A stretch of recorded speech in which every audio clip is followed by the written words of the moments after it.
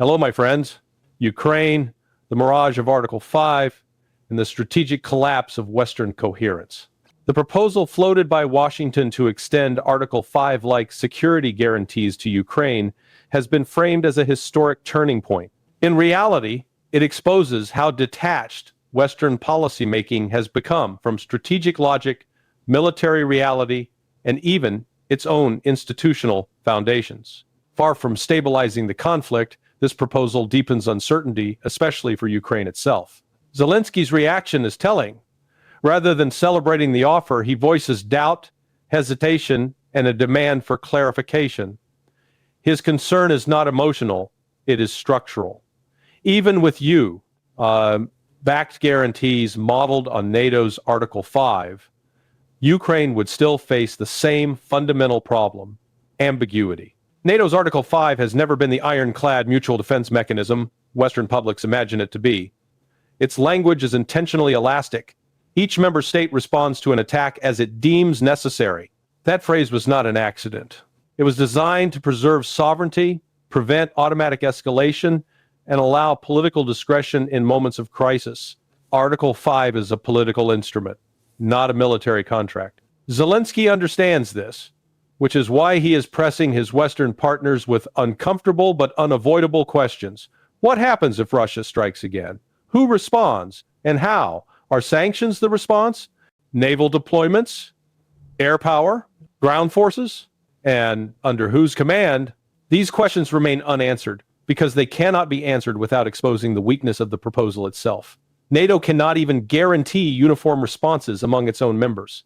Expecting the United States to codify explicit military commitments for Ukraine, a non-member state, is unrealistic, bordering on delusional. The issue of time limitation further undermines the offer. Security guarantees that expire after 5, 10, or even 20 years are not guarantees, they are postponements. Russia thinks in generational terms. A time-bound Western promise does nothing to resolve Moscow's core security concerns, particularly regarding NATO's eastward expansion and military infrastructure near Russian borders. What emerged from Berlin appears less like strategy and more like improvisation. Ukraine is attempting to demonstrate compliance and goodwill. The United States is scrambling to appear engaged without committing irrevocably. European leaders are clinging to the illusion of unity while privately preparing for strategic abandonment. No coherent framework exists, and Russia has not even been formally presented with the proposal.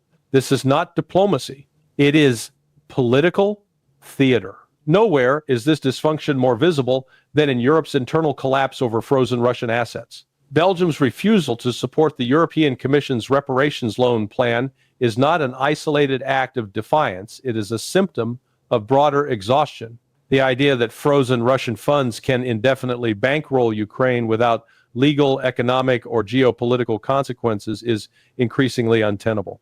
The European Union is deeply divided over how these assets should be used.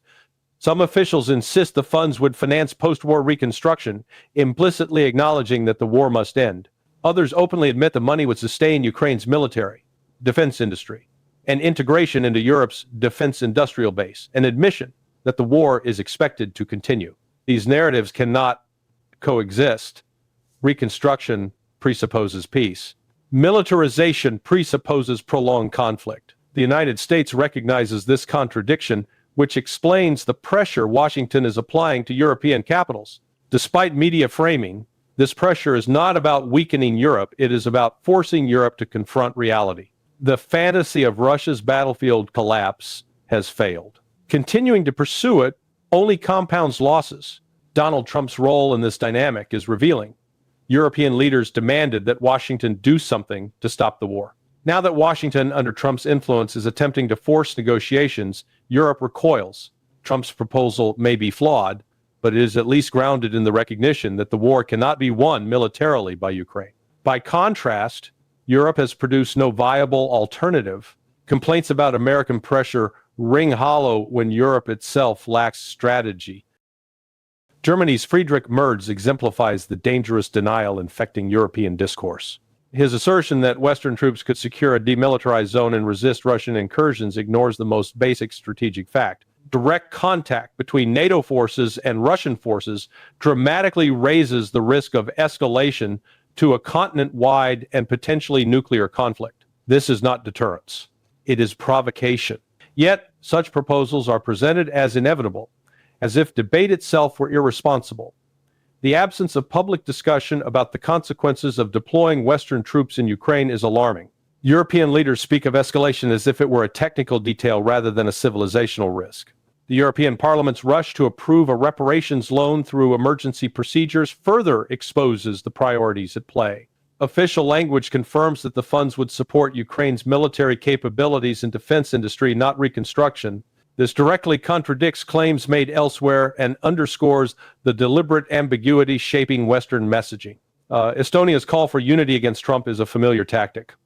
For decades, European elites have framed dissent as weakness and unity as virtue, regardless of the policy being pursued. The villain changes: Putin yesterday, Trump today, but the mechanism remains the same: suppress debate, enforce conformity, and postpone accountability. Zelensky's demand that sanctions remain in place until all Ukrainian territory is liberated effectively ensures that sanctions will never be lifted. From a negotiating standpoint, this removes any incentive for Russia to compromise.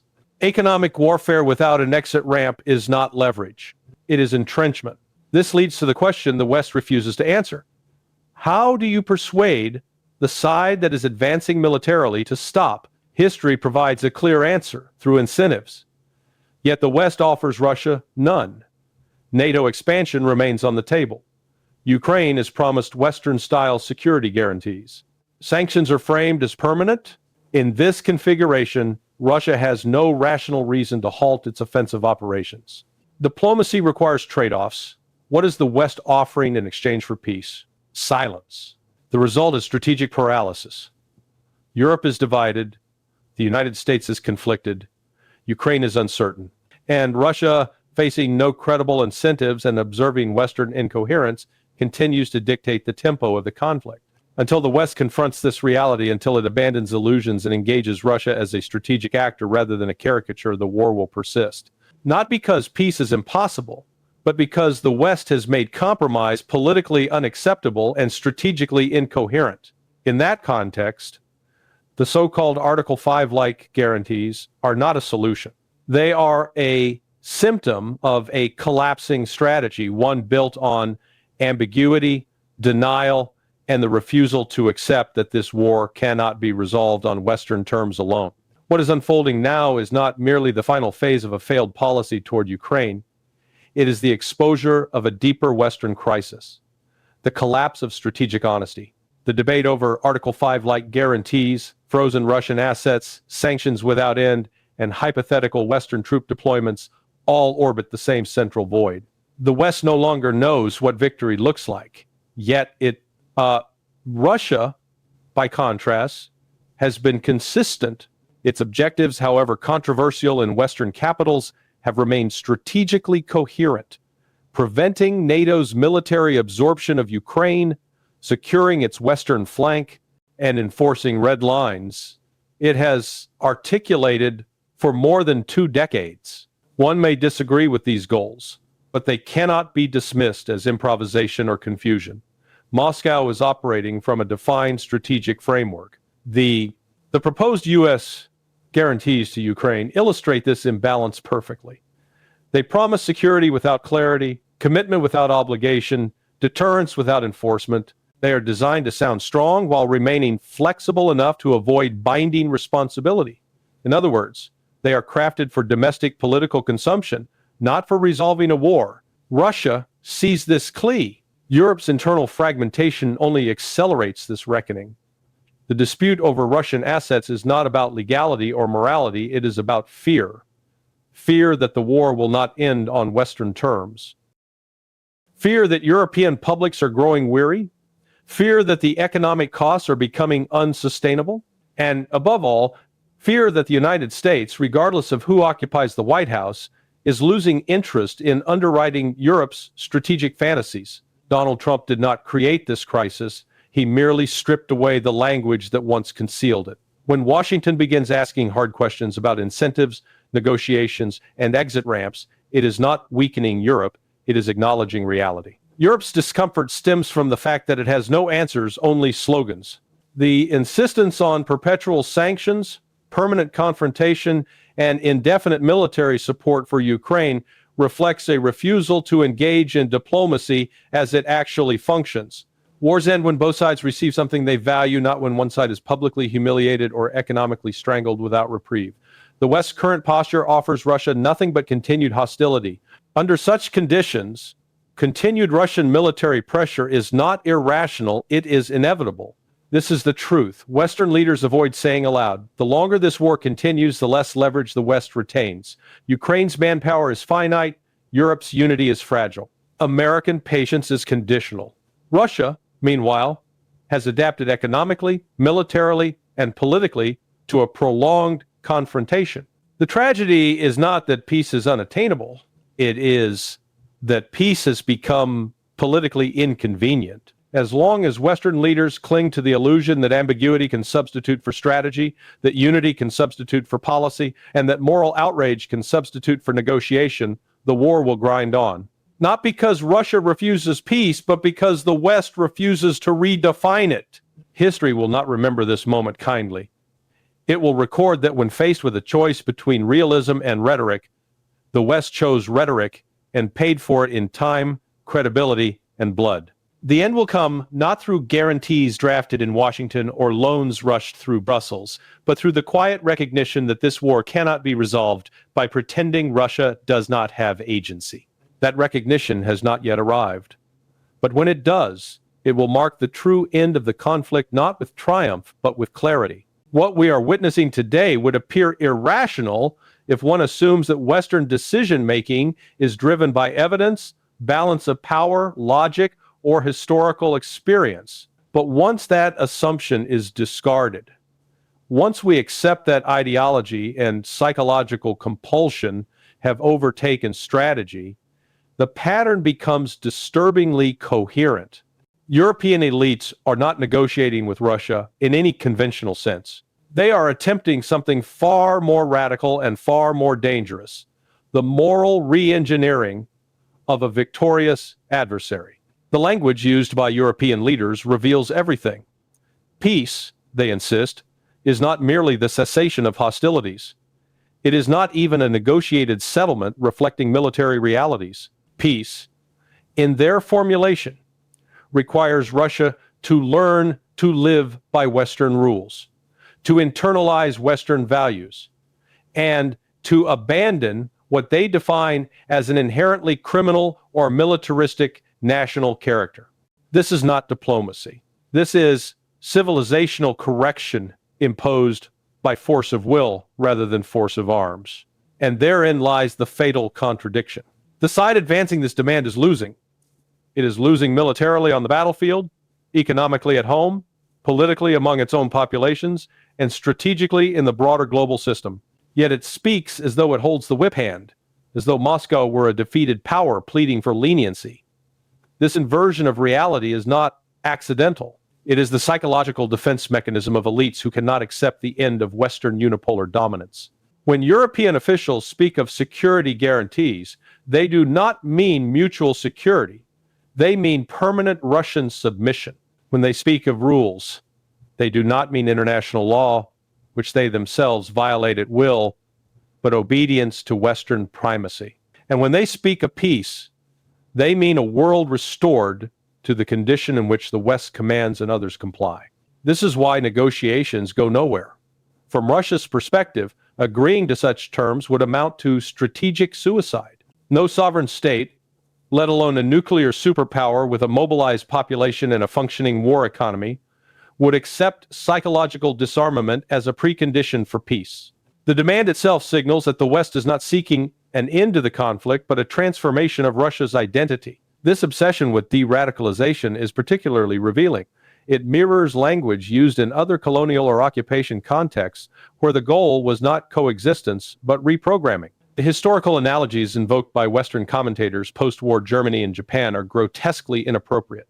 Those societies were flattened, occupied, and stripped of sovereignty. Russia is none of those things. Russia is advancing, consolidating, and adapting Yet European elites cling to these analogies because they cannot conceive of a world in which Russia emerges intact, let alone strengthened. The possibility itself is intolerable. It represents not just a geopolitical loss, but an existential challenge to the Western self-image as the ultimate moral arbiter of world affairs. This is why factual reality is ignored. Sanctions were supposed to collapse the Russian economy within months. They did not. Russian industry was supposed to crumble. It expanded. Russian society was supposed to fracture. It unified. Ukrainian counteroffensives were supposed to break Russian lines. They shattered Ukrainian manpower instead. Each prediction failed. Each assumption collapsed. And yet the narrative remained unchanged. This persistence is not stupidity. It is denial. Behind closed doors, even hardened Western ideologues acknowledge the truth. They know the casualty figures are exaggerated. They know Russia's economy is not on the brink. They know China will not abandon Moscow. They know NATO cannot outproduce Russia in artillery, ammunition, or trained manpower. They know all of this. But to acknowledge it publicly would mean admitting that the West no longer dictates outcomes, and that admission is psychologically unacceptable. So they continue to speak as though time itself is on their side. Another 18 months, they say. Another weapons package. Another escalation. Another sacrifice. This mantra has been repeated since 2022, unchanged by events, untouched by failure. It is not a strategy. It is a ritual incantation designed to ward off reality. Meanwhile, European societies are fracturing under the strain. Energy prices have gutted industry. Germany, the industrial engine of Europe, is in structural decline. Entire sectors have been hollowed out. Unemployment is rising. Public services are strained. Immigration pressures are intensifying social conflict. And across the continent, anger toward political elites is growing sharper and less restrained. Yet, instead of recalibration, elites double down. They suppress dissent. They marginalize protest. They repeat identical talking points across capitals, as if uniformity of language could substitute for legitimacy. The fear is palpable. If one breaks ranks, the entire edifice collapses. The narrative must be maintained at all costs, because once it fractures, the loss of authority will be irreversible. This desperation explains the reckless flirtation with escalation. The unspoken hope is that a wider war will force American intervention, restoring the illusion of overwhelming Western power. It is a dangerous gamble based on outdated assumptions about willingness, capacity, and domestic cohesion. There is no guarantee Washington can be dragged into such a conflict, and even less guarantee that it would end on Western terms. Russia, by contrast, understands the stakes with clarity. For Moscow, this is an existential conflict, not an abstract geopolitical exercise. Russian leadership has calibrated its approach accordingly, balancing deterrence with diplomacy, escalation with restraint. President Putin's repeated references to negotiation are not signs of weakness. They are signals that Russia recognizes the dangers of uncontrolled escalation while remaining confident in its strategic position. The leverage is unmistakably with Russia. Militarily, economically, and politically, Moscow holds the stronger hand. The longer this conflict continues, the more that reality asserts itself. And when the reckoning comes, it will not be gentle for those who ignored it. History shows that elites who gamble their societies on ideological fantasies eventually lose both power and credibility. When that moment arrives, today's leaders will vanish from the stage, leaving behind economies in ruin and populations betrayed. The tragedy is not that this outcome is inevitable. It is that it is being chosen deliberately by those who refuse to accept a changing world. Peace will not come through psychological conquest. It will not come through moral lectures delivered from a position of weakness. It will come only when Western elites abandon the fantasy of dominance and confront reality as it exists, not as they wish it to be. Until then, negotiations will remain theater. Escalation will remain temptation. and the danger to Europe itself will continue to grow. The danger now is not that Russia will miscalculate. The danger is that the West has already done so and refuses to admit it. History is littered with empires that collapse not because they lacked power, but because they mistook belief for reality. That is the condition Europe finds itself in today. It is not merely confronting a military challenge in Ukraine, it is confronting the end of an era in which narrative control substituted for strategic competence. The tragedy is that this recognition is being delayed not by ignorance, but by fear of what follows once the illusion breaks. Russia has already crossed the psychological threshold that the West has not. Moscow has accepted that this conflict is structural, not episodic. It understands that no concession, no rhetorical softening, no temporary ceasefire will satisfy elites whose real objective is not security but submission. That clarity is Russia's greatest strategic advantage. It allows patience. It allows calibration. It allows Russia to wait while its adversaries exhaust themselves economically, politically, and morally. Western leaders speak endlessly of deterrence, yet they are the ones deterred from honesty, deterred from reassessment, deterred from telling their own populations the truth. They have bound themselves to a narrative that no longer aligns with battlefield realities or domestic consent. And because they cannot retreat rhetorically, they drift toward escalation by default, not design. This is how great powers stumble into disasters they neither planned nor can control. Russia, by contrast, is not drifting. It is moving deliberately, anchored by a population that understands what is at stake and by alliances that reflect the multipolar world as it actually exists. The global South is watching closely, and it sees clearly who speaks in abstractions and who operates in realities. Every failed sanction, every broken prediction, every empty threat accelerates the erosion of Western credibility far beyond Ukraine. When this conflict finally resolves, and it will not resolve on Western terms, it will mark more than the end of a war. It will mark the collapse of a worldview that assumed history had ended and hierarchy was permanent. The real settlement will not be signed on paper in Brussels or Washington. It will be written in the quiet acknowledgement that power has redistributed and that coercion dressed as morality no longer commands obedience. The final irony is that peace remains possible even now, but only if Europe abandons the fantasy of moral conquest and returns to the discipline of statecraft. Peace requires accepting limits, recognizing balance, and negotiating from reality rather than resentment. Russia has signaled repeatedly that it understands this language. The question is whether the West still remembers how to speak it. If it does not, events will speak instead. And events, unlike narratives, do not negotiate. Ukraine is operating from the weaker side of the military equation, and that fact, uncomfortable as it is for Western audiences, remains the anchor point for any honest discussion about where this war is going. Wars do not end because one side wants peace more than the other. They end when one side can no longer sustain the costs of continuing, or when the stronger side decides its objectives have been secured at an acceptable level of risk. If you start from that premise, then the diplomatic theater we've been watching makes more sense. The public messaging is emotional, moralistic, and often detached from battlefield fundamentals, while the real decisions are being shaped by who can generate forces, replace losses, maintain ammunition output, protect critical infrastructure, and control escalation.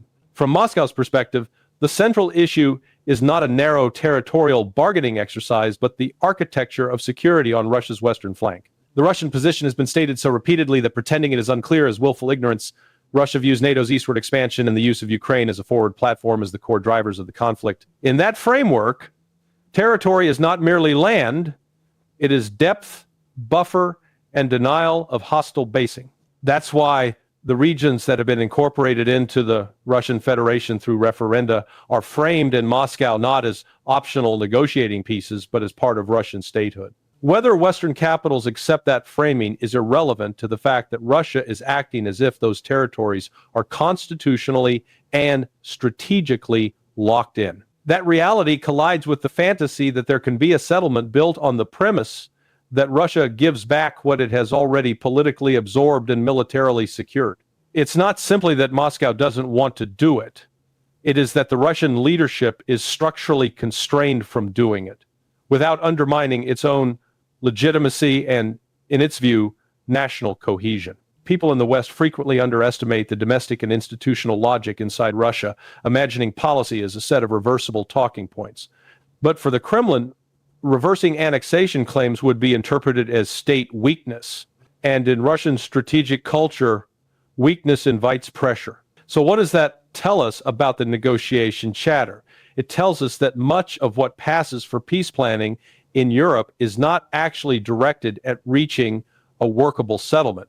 It's directed at managing internal political optics, showing voters that leaders are trying, even while refusing to accept the boundary conditions of what Moscow will sign. This is why so many proposed plans feel like agreements written for everyone except the one actor whose signature would matter.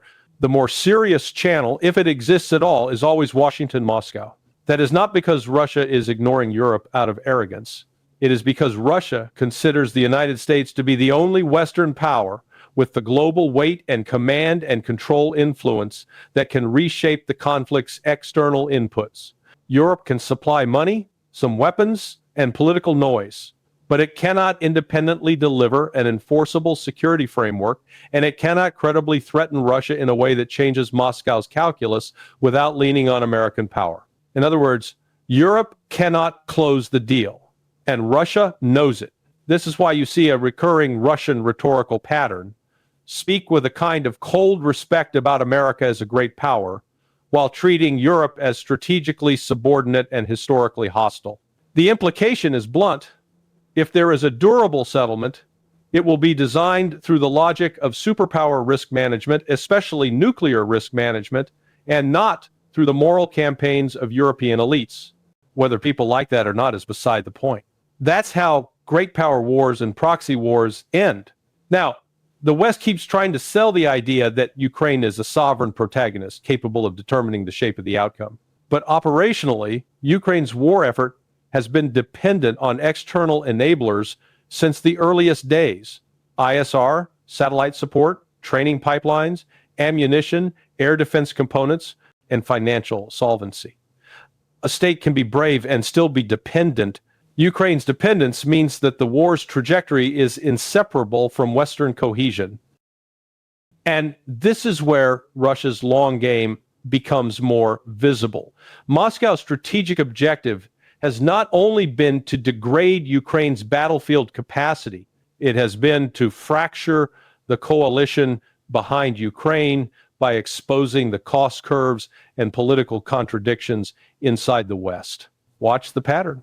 Russia pressures infrastructure and logistics. It forces Ukraine to spend air defense interceptors and maintenance bandwidth. It pushes the economic burden outward. It keeps the tempo such that Western stockpiles and production schedules become the limiting factor. Meanwhile, European publics face higher energy insecurity, fiscal stress, and political polarization. The war becomes not only a clash in Ukraine, but a contest of governance and endurance in the capitals funding it. In that context, the off-ramp logic is not charity, it's risk control. When Russian officials signal openness to negotiations based on previously agreed frameworks, what they are doing is setting a narrative trap. They want Washington to accept that the earlier terms were the best available and that delaying only worsens Ukraine's position. This is also why Russian diplomacy repeats the phrase root causes.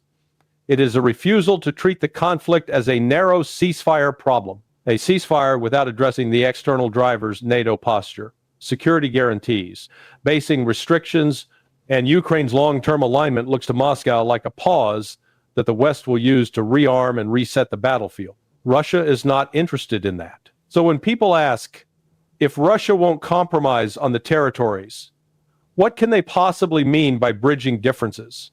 The answer is, bridging differences does not necessarily mean splitting the difference on the core red lines. It can mean negotiating secondary mechanics, timelines, verification, demilitarized zones, buffer depths, patrol regimes, prisoner exchanges, sanction sequencing, reconstruction pathways, and critically, how to prevent accidental escalation between Russia and NATO forces. Russia can be flexible on mechanisms while remaining rigid on outcomes. Buffer zones are the obvious example. In an environment where Russia argues the primary threat comes from NATO-linked capabilities on Ukrainian soil, the creation of security belts and standoff distances becomes a practical lever.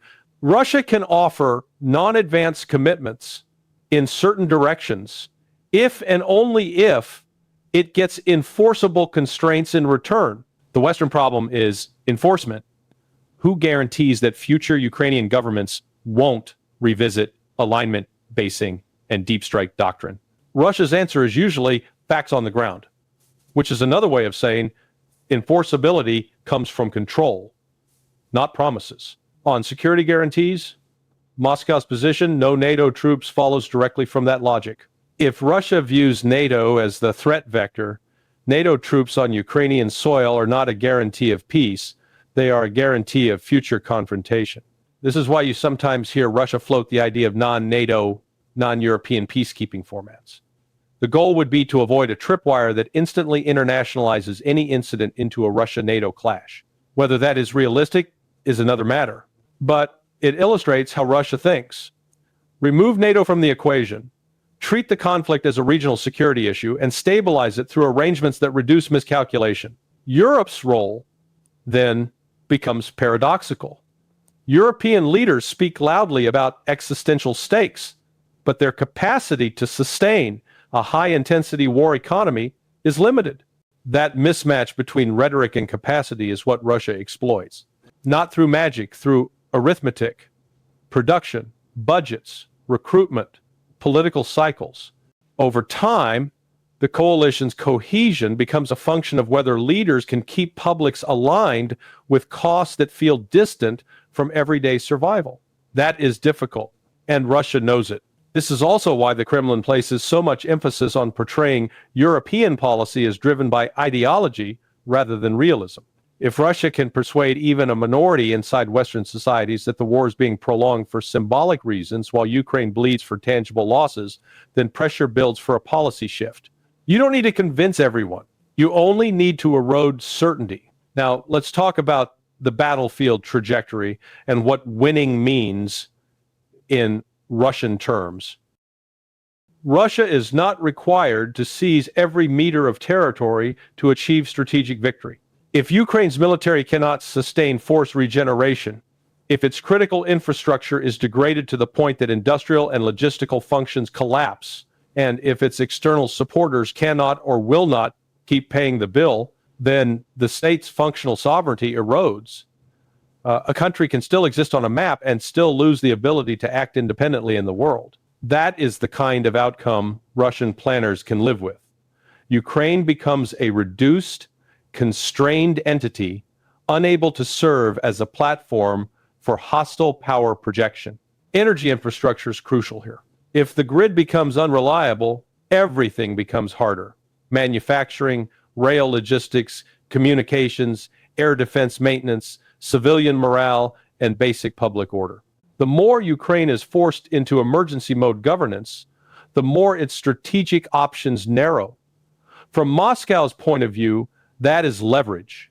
It pressures Kyiv toward accepting terms it would otherwise reject, and it pressures Western backers too, because supporting a collapsing system is costlier than supporting a functional one.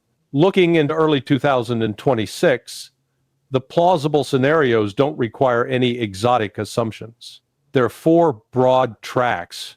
One, a managed de-escalation via a U.S.-Russia channel that produces a ceasefire framework with strict constraints on Ukrainian military posture.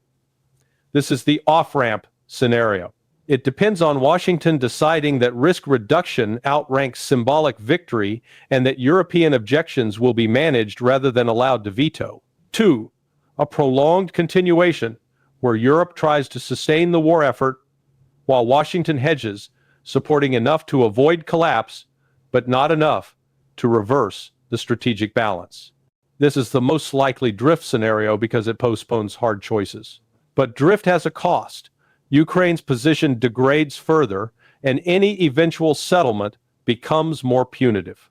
3. A sharper Ukrainian systems crisis. energy, logistics, manpower that forces abrupt political change, either in Kyiv's strategic posture or within its leadership structure. External actors will deny influence, but real politics follows crises. 4. Escalation, miscalculation, an incident that brings NATO and Russia closer to direct confrontation, even if neither side wants it. This is the nightmare track. It's the track responsible states should work to avoid, regardless of sympathy. Russia will argue that it is attempting to avoid track 4 by insisting on direct communication with the United States and by rejecting any NATO guarantees inside Ukraine. The West will argue it is deterring aggression, but deterrence without capacity and without credible limits is not deterrence, it is rhetoric. The more leaders talk in maximalist terms while lacking the industrial muscle to back it up, the more they invite dangerous gambles. Here's the part. Western audiences resist. Russia is not negotiating from desperation. It is negotiating, if at all, from an assessment that it can improve its position over time. That doesn't mean Russia is cost-free. It means Moscow believes it can absorb costs better than its opponents can absorb theirs. And history shows that when a state believes time is on its side, it does not rush into concessions. So where does that leave Ukraine? In the harshest possible place. It must decide whether it is pursuing an outcome that is attainable or an outcome that is emotionally satisfying. The West tells Ukraine it can have both. That is the cruelest lie of proxy war politics. In the end, Ukraine will face a choice between accepting constraints now or accepting deeper constraints later. That is not moral judgment. It is the logic of power. And that is why the only genuinely real negotiation is the one that aligns with the battlefield and the strategic map. Until Western policymakers stop pretending that slogans can replace force ratios, nothing changes. You can hold summits, release point plans, and publish communiques. But if those documents don't fit Moscow's red lines, and if Moscow can sustain the pressure, then they are theater. The longer this goes, the more it becomes a story of Europe's strategic decline, America's recalibration, and Russia's reassertion of a security perimeter it considers essential. People can argue about whether Russia should think that way, but states don't survive on should, they survive on can. Russia believes it can impose an outcome. Ukraine and its backers must decide whether they can prevent it or whether they are simply postponing the inevitable at a rising cost. So here we are, after years of speeches, summits, press conferences, sanctions packages, moral lectures, and PowerPoint peace plans that never survived contact with reality. The battlefield, stubborn as ever, refused to read Western op-eds or watch European parliamentary debates. It simply kept doing what battlefields always do, rewarding mass, logistics, endurance, and coherence while punishing fantasy. Ukraine was told it was winning while losing territory. Europe was told it was strong while emptying its warehouses. And Russia, curiously enough, was declared isolated while calmly expanding production, consolidating alliances, and negotiating only when it suited its interests. If irony were an energy source, Brussels could power the continent for a decade. What passes for strategy in much of the West has become a strange mix of wishful thinking and performative outrage. Every setback is rebranded as a setback that proves progress. Every failure is evidence that success is just one more funding package away. It's like watching someone insist they're winning a chess match while their king has already been knocked off the board, then asking for more time to explain why that's actually a bold new opening. Russia, by contrast, has been boring, predictable, almost irritatingly consistent. It stated its red lines. It enforced them. It adjusted tactics when necessary. And it kept reminding everyone politely at first, then less politely, that wars end when power realities are acknowledged, not when hashtags trend. Europe keeps talking about deterrence while discovering it cannot deter winter, demographics, or arithmetic. Britain talks about sacrifice while admitting it can fight for weeks. France talks about leadership while polling at single digits. Germany talks about historical responsibility while quietly hoping someone else will handle the bill. It's a tragic opera performed by an orchestra that sold its instruments years ago. As for Ukraine, it remains trapped between what it is told to believe and what it is forced to endure. It is praised for bravery. encouraged to fight on, and reassured that the next package, always the next one, will change everything. Meanwhile, the map keeps changing in only one direction. Courage is not in question. Strategy is, in the end, history will not be kind to illusions. It never is. The war will stop not because someone delivers a perfect speech, but because one side can no longer pretend the numbers don't matter. Russia understands this. It always has. That's why it's willing to wait. So the great lesson here is simple, almost comically so. You cannot defeat an industrial power with slogans, you cannot negotiate away facts on the ground, and you cannot outsource reality to press releases. Gravity doesn't care who's morally right, and neither does war. And when this finally ends, many in the West will say, no one could have predicted this. They, as Russia did, repeatedly.